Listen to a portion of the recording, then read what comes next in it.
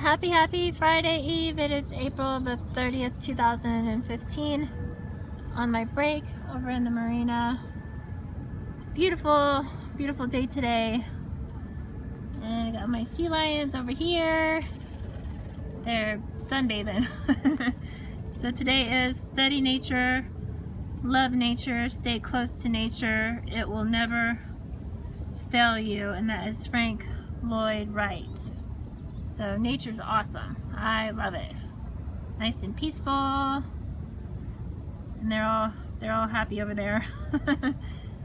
So may you have a phenomenal Friday Eve, or as other people call it, Thursday. Happy day today.